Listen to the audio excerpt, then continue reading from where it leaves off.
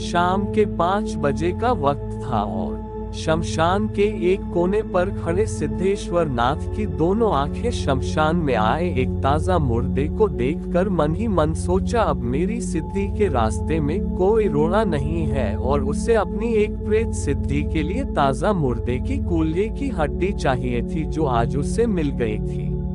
करीब 2 घंटे बाद मुर्दे के संबंधी उसका दाह संस्कार करके चले गए थे। लाश अभी पूरी नहीं जली थी।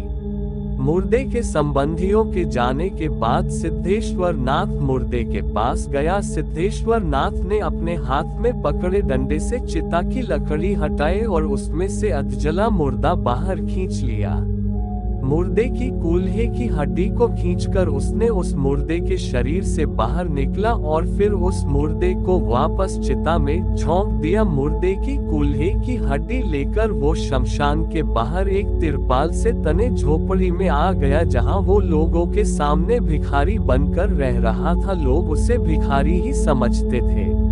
सिद्धेश्वर नाथ किसी शैतान से कम नहीं था। वो उस मुर्दे की कूल्हे की हड्डी से उस मुर्दे की आत्मा को वश में कर उस आत्मा के जरिए धन कमाना चाहता था। उसे तंत्र मंत्र तो आता था, पर वह गंवार था।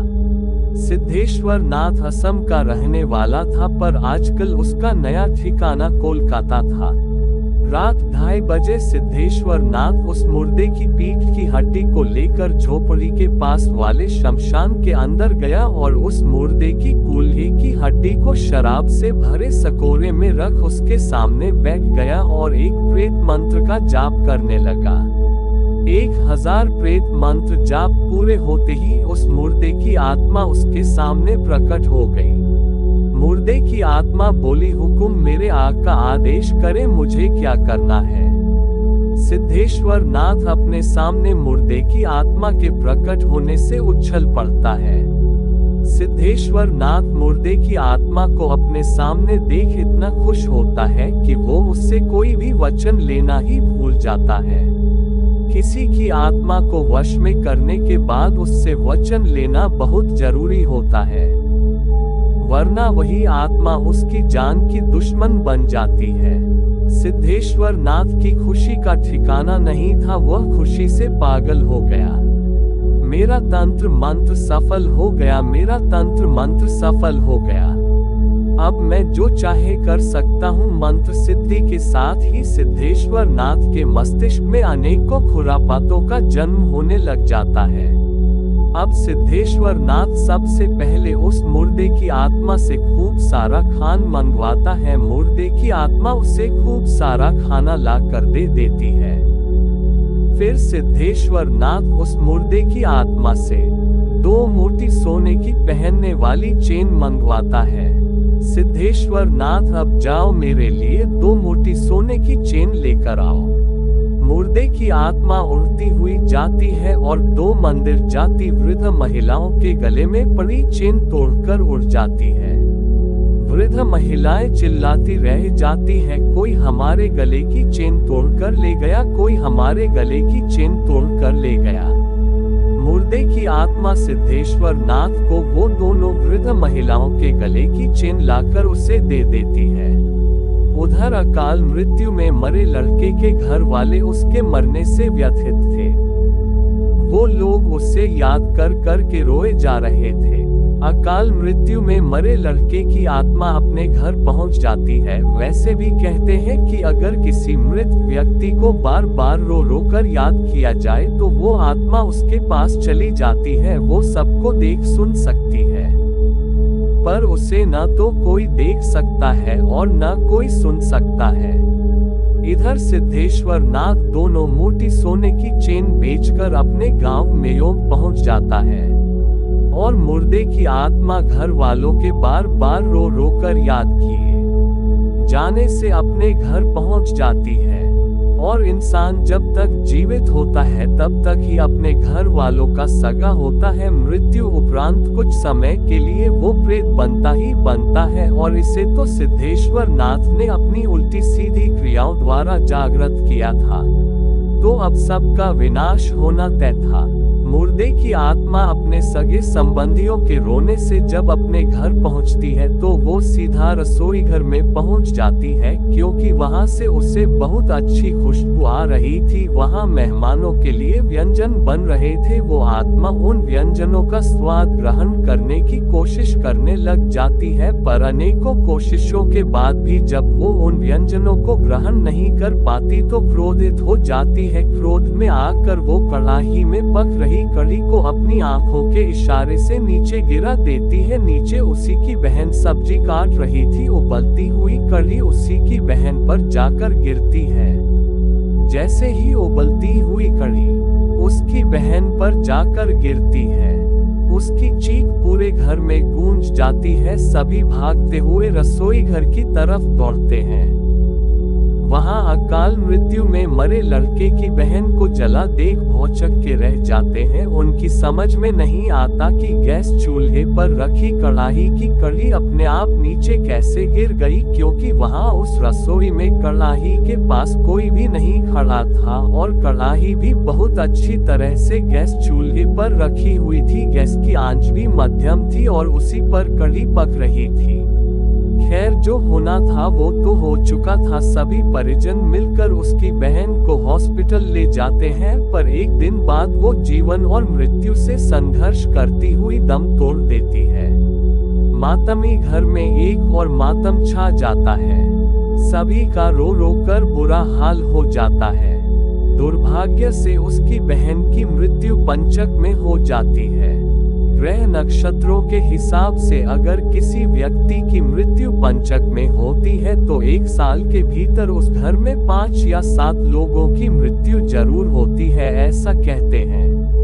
खैर, जो होना था वो तो हो चुका था। व्यथित घर के सभी बड़े बुजुर्ग चिंतित थे कि अब क्या होगा। वहां एक बड़े पंडित जी को बुलाकर सारी स्थिति बताई। वो मंत्रों द्वारा पूरे घर को बांधते हैं, कुछ विशेष पूजा वगैरह आदि करते हैं। वो उन लोगों को अपनी शक्तियों के माध्यम ये देखकर ये भी बताते हैं कि आपके बेटे की आत्मा को किसी तांत्रिक ने जगा लिया है। कुछ क्रियाओं मंत्रों द्वारा आपकी बेटी की मृत्यु का कारण और कोई नहीं, आपका बेटा ही है। पर अब वो आपका बेटा नहीं, एक बुरी आत्मा है। बस ये सुन सभी सकते में आ जाते हैं। वो सभी उन्हीं पंडित जी से इस समस्या का समाधान करने को कहते हैं, जिससे कि उस परिवार के और सदस्यों को जान बचाई जा सके।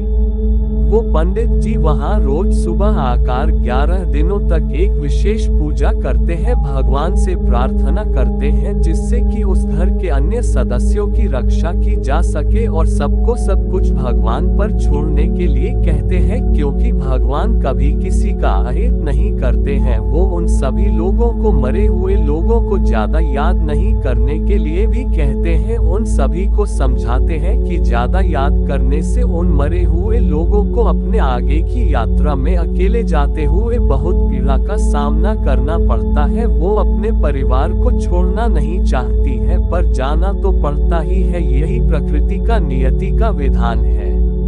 उधर सिद्धेश्वर नाथ 2 दिन के सफर के बाद अपने गांव म्योग पहुंच जाता है। म्योग असम के गुवाहाटी का एक गांव है जो तंत्र मंत्र के लिए जाना जाता है। ऐसा कहा जाता है कि वहां बच्चा बच्चा तंत्र मंत्र का जानकार है। सिद्धेश्वर नाथ म्योग पहुंचकर मंत्र जप कर मानसिक आवाज लगाकर अकाल मृत्यु में मरे लड़के की आत्मा को अपने पास बुलाता है और उसे आदेश देता है कि मेरे बड़े भाई का परिवार उजाड़ दो। सिद्धेश्वर नाथ अकाल मृत्यु में मरे लड़के की आत्मा को यह आदेश इसलिए देता है क्योंकि वह अपने बड़े भाई से ईर्ष्या करता था, उसकी धन संपदा से ईर्ष्या करता था। वह उससे बदला लेना चाहता था क्योंकि एक समय में उसके बड़े भाई ने उसके हिस्से की जमीन तंत्र मंत्र करके उससे हथिया ली थी और उसे उस गांव से भगा दिया था। उस वक्त सिद्धेश्वर नाथ के पास वहां से भगाने के अलावा कोई चारा नहीं बचा था, क्योंकि वह अनपढ़ ग्वार था और साथ ही साथ उसमें अक्ल की भी कमी थी। उसे तंत्र मंत्र भी ज्यादा नहीं आता था, इसलिए उसके पास उस समय वहां से भागने के अलावा और कोई चारा नहीं बचा था। अकाल मृत्यु में मरे लड़के की आत्मा सिद्धेश्वर नाथ के मानसिक आवाज लगाते ही उसके सामने प्रकट हो जाती है। बदले की आग में धधकते क्रोध की अग्नि में जलते सिद्धेश्वर नाथ को अच्छा बुरा कुछ नजर नहीं आ रहा था। सिद्धेश्वर नाथ अकाल मृत्यु में मरे लड़के की आत्मा को आदेश देता है कि अभी जाओ और मेरे बड़े भाई का परिवार उजाड़ कर तहस नहस कर दो, उसकी हरी भरी बगिया उजाड़ कर उसे नेस्तनाबूद कर दो, उस दुष्ट को उसके किए की सजा देकर आओ। अकाल मृत्यु में मरे लड़के की आत्मा सिद्धेश्वर नाथ का आदेश पाते ही उसके बड़े घर भाई के घर पहुंच जाती है। उस वक्त उसका बड़ा भाई एक काली मूर्ति के सामने हाथ जोड़े खड़ा था और उनसे अपनी तरक्की की दुआ कर रहा था। उसके परिवार में एक पत्नी, 2 बेटे 2 बेटी थे, वह सभी की कुशलता की दुआ कर रहा था। अकाल मृत्यु में मरे लड़के की आत्मा उसके भाई के घर जाते ही वहां उसके घर में पड़ी चीजों को गिराना शुरू कर देती है। उसके घर के सदस्यों को एक दूसरे से लड़वाना शुरू कर देती है। अचानक से घर में लड़ाई झगड़े होते देख उसके भाई को शक हो जाता है कि जरूर कुछ ना कुछ गड़बड़ है। वह अपनी तंत्र विद्या से पता लगाता है कि उसके घर में अचानक से यह क्या होने लग गया, अचानक से इतने लड़ाई झगड़े कैसे होने लग गए, घर के सदस्यों में इतना मनमुटाव कैसे होने लग गया। उसे अपने मंत्रों की शक्ति से पता चल जाता है कि उसके घर में एक अकाल मृत्यु में मरे लड़के की आत्मा किसी ने भेजी है और वही आत्मा ये सब कुछ करवा रही है। फिर वह यह आत्मा किसने भेजी है ये पता लगाने के लिए एक और मंत्र जपता है। 101 मंत्र जपते ही उसे पता चल जाता है कि यह आत्मा उसके छोटे भाई सिद्धेश्वर नाथ ने उसके घर में भेजी है। उसका छोटा भाई सिद्धेश्वर नाथ उससे बदला लेने के लिए उस गांव में आ चुका है। मंत्रों द्वारा ये पता लगते ही उसके बड़े भाई भूतेश्वर नाथ का खून खौल जाता है और वह मन ही मन सिद्धेश्वर नाथ को मौत के घाट उतारने की योजना बनाने लग जाता। योजना बनाने के तहत वह एक पुराने काली मंदिर में आता है। काली मंदिर में आने के बाद एक हवन कुंड जलाता है, फिर काले कपड़े पहनकर हवन कुंड के सामने बैठ जाता है। फिर मंत्रों का उच्चारण करता हुआ उस हवन कुंड में शराब, गोश्त और कुछ अन्य हवन सामग्री डाल हवन करना शुरू कर देता है।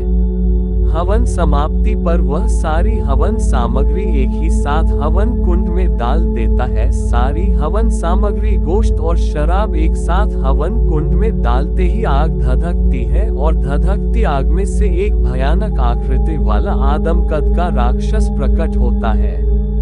भूतेश्वर नाथ उस आदमकद राक्षस को आदेश देता है, सबसे पहले मेरे यहाँ आए उस लड़के की आत्मा को यहाँ से हमेशा के लिए भगाओ और फिर मेरे छोटे भाई सिद्धेश्वर नाथ को मौत के घाट उतार दो। अपने आका का आदेश पाते ही आदमकद राक्षस सिद्धेश्वर नाथ के दोनों काम करने चली जाती है। कुछ ही देर में दोनों अदृश्य शक्तियां आमने सामने थी। अकाल मृत्यु में मरे लड़के की आत्मा और आदमकद राक्षस, जिसे दोनों भाइयों ने एक दूसरे को मारने के लिए भेजा था। इधर म्योग गांव का एक मोटा तांत्रिक जिसका नाम रंगा सिंह था, वो अंगड़ाई लेता हुआ उठता है और अपने एक चेले जुगनू से चाय बनाने के लिए कहता है। रंगा सिंह का चेला जुगनू अपने गुरु का आदेश पाते रसोईघर की तरह बड़बड़ाता हुआ चला जाता है।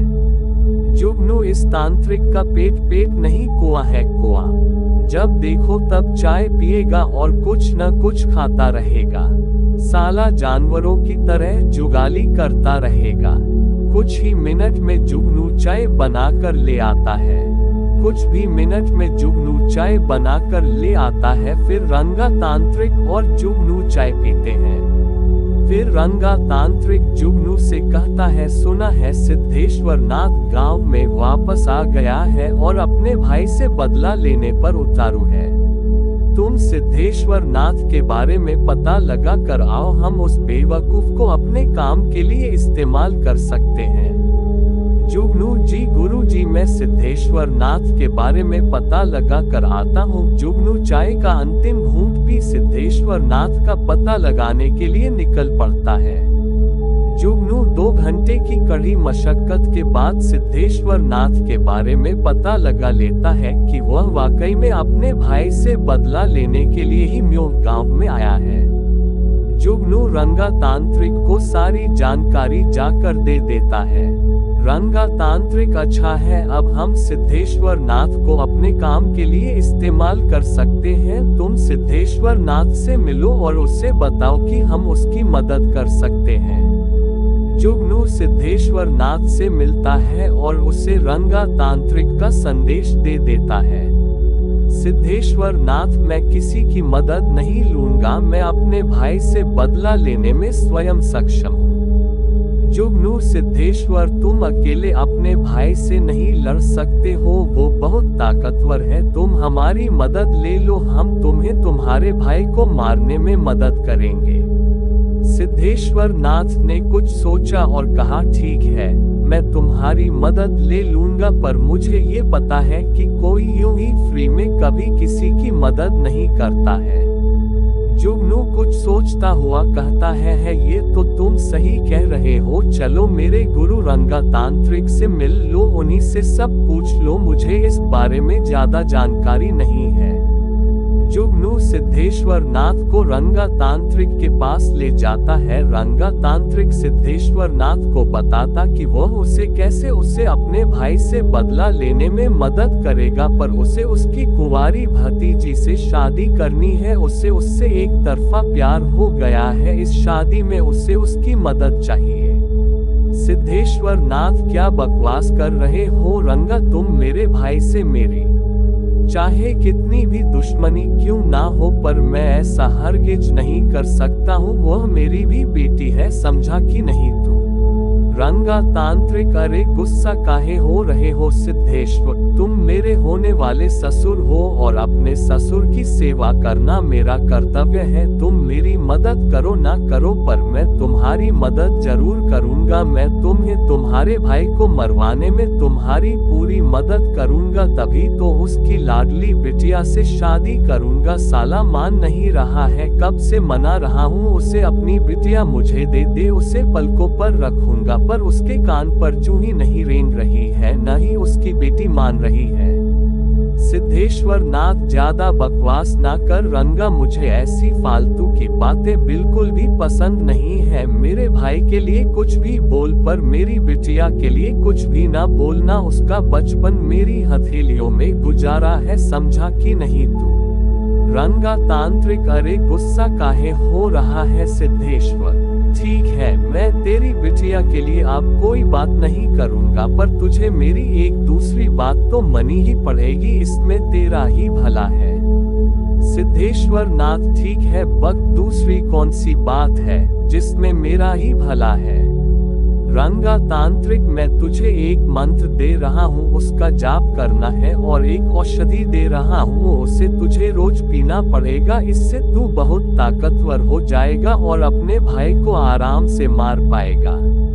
सिद्धेश्वर नाथ, अच्छा, अब ये भी बता दे, इसमें तेरा क्या भला है, कोई किसी का काम फ्री में नहीं करता है, ये बात मुझे बहुत अच्छी तरह से पता है, और मुझे अपने भाई को मारने के लिए तेरी मदद की कोई जरूरत नहीं है, मैं अपनी मदद खुद करना जानता हूँ, समझा कि नहीं तू? अब मेरा ज्यादा समय खराब मत कर, मैं जा रहा हूँ।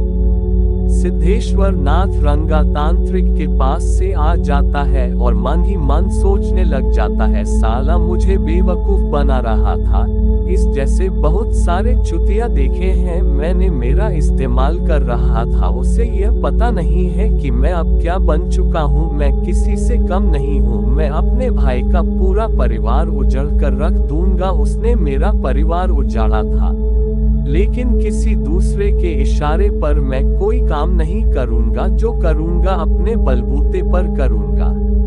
जरा उस अकाल मृत्यु में मरे लड़के की आत्मा को बुलाकर पूछता हूँ, वहाँ उसने क्या क्या तहलका मचाया।